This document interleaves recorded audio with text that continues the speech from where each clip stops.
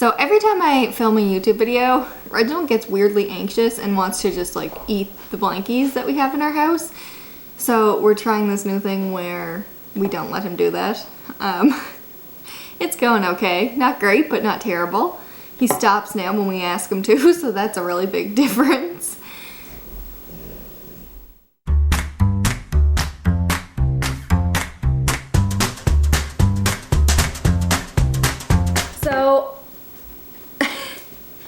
So I wanted to talk to you guys about actually this dog right here that's currently in my lap.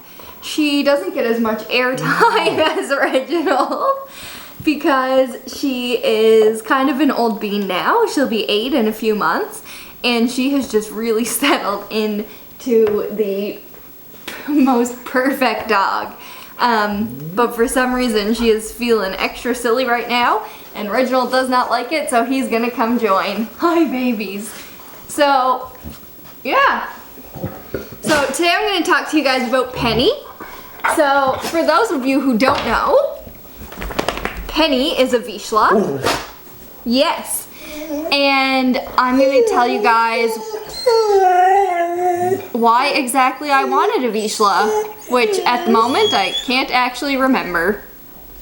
Growing up, I had a cranky little dog who looked like the world's ugliest dog, honestly. And when I showed Garrett, my boyfriend, a photo of him the first time, he actually thought that I was joking and that Squirt wasn't my dog. So yeah.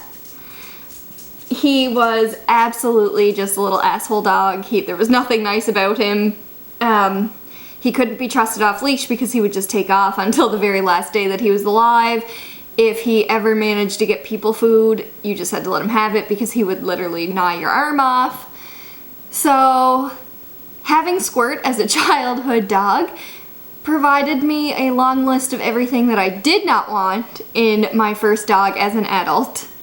So at this point, I knew, this was almost 8 years ago now, so I knew that I wanted a dog that was going to be able to be trusted off leash, that was an easygoing personality, wanted to be near me, was smart enough to learn some things, and most importantly could run for long distances because I was a runner. So in doing that research, actually someone who I've known forever sent me a link to, I think it was like 101 Dogs, Vizsla edition, and I watched it and I was like, wait, this is exactly the dog that I want as an adult. So then we started what we thought would be a really hard task of finding a breeder, but we actually found a breeder.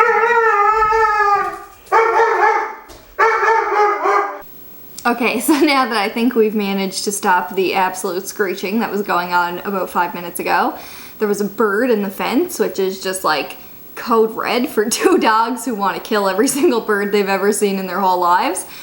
So I let them out, and obviously the bird flew away and survived, and the dogs are still in their fence like idiots. But yeah, so my path to getting Penny, we thought that we were going to have to do a whole lot of searching to find a breeder, but we actually ended up finding one who lived about 3.5 hours away from us, maybe 3 hours, I can't remember. So I reached out to her and I was like, hey, I would really love to have one of your puppies. This is what I'm looking for. And it was high energy, not easily startled, really brave, smart little cookie.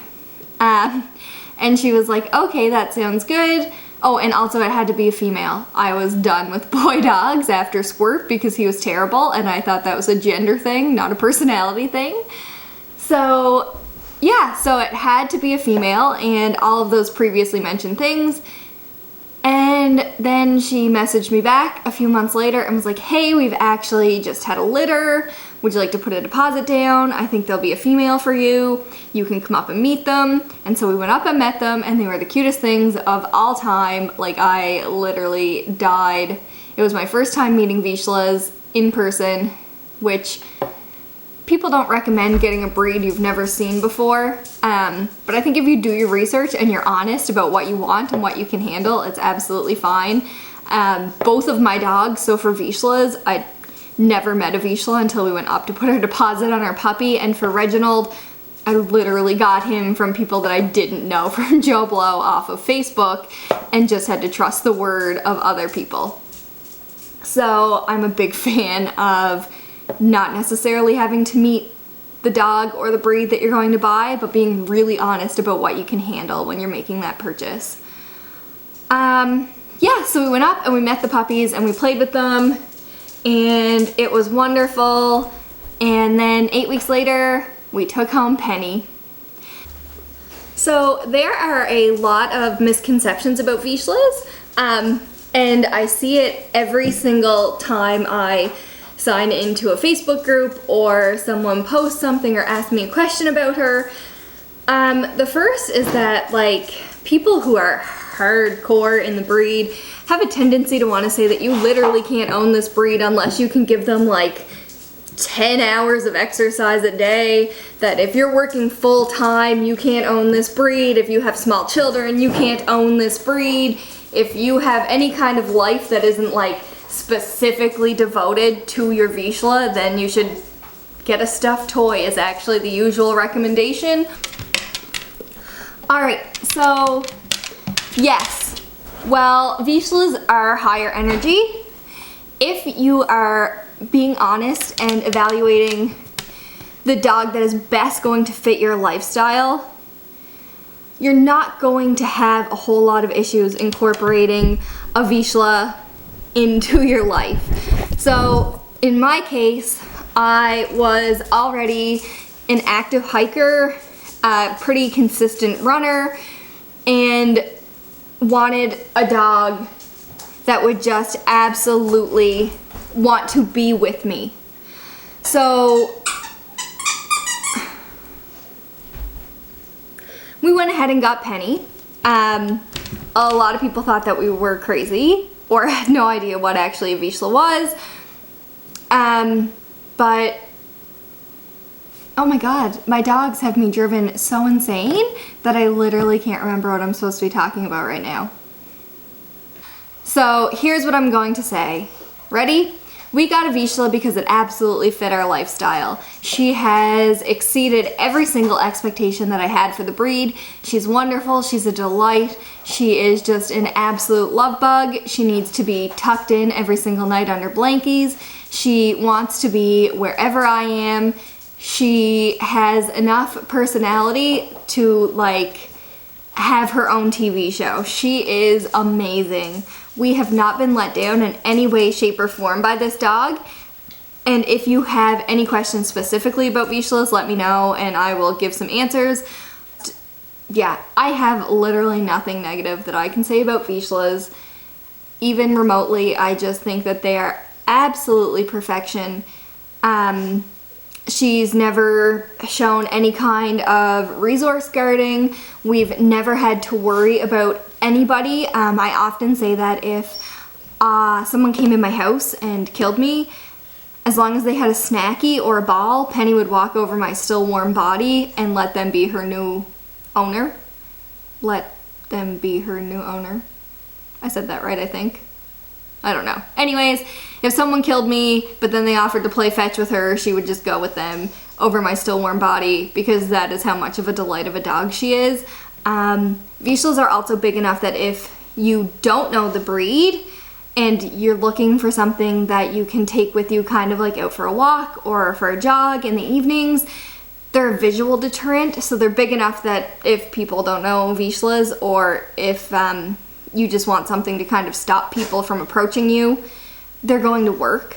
A lot of times Penny gets mistaken for a pit bull. I don't really know why. She doesn't really look anything like a pit bull aside from like the coloring that sometimes pit bulls are, but sometimes they also aren't. I don't really know. But it's definitely a really good visual deterrent for people. Personally, I think they're wonderful family dogs. If you have a family that's active at all, a Vizsla is going to fit right in. They're wonderful dogs to have around children of all ages.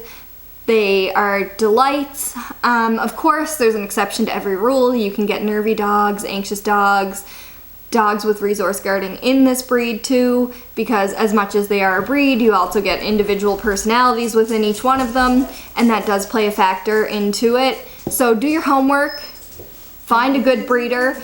If you can, meet the dogs or talk to people who own dogs that this breeder has bred, because that is going to be your best resource for finding a dog that you want. And that goes across the board, regardless of whether or not you're getting a Vizsla. If you are looking at any breed, find a breeder that is breeding what you want. Come here, guys, stop, come. If the breed standard is that they are just absolutely a delight, then make sure you find a breeder who is actually breeding to that standard. Because especially as breeds get more and more popular, the quality of dog in that breed that you can get drops lower and lower because people see them as a way to make a quick buck. So do your research, put the investment in initially. I don't even find what we paid for Penny outrageous. She's been worth it.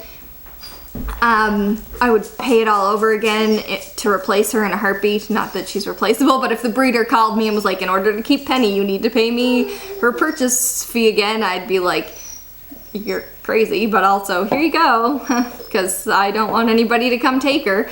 So yeah, the dogs have driven me nuts in this video from start to absolute finish. So I don't even know if anything that I just filmed is usable, but we're gonna see what happens here. So yeah, so that's everything for today, because I just literally cannot keep filming this with my dogs driving me bananas. So if you have any questions, let me know below. I'll drop some links below about Vizslas, the video that I watched, the 101 dogs video, and the link to the breeder that we actually got Penny from. And yeah, that's it, guys. Hope that you have a good day. Thanks. Bye.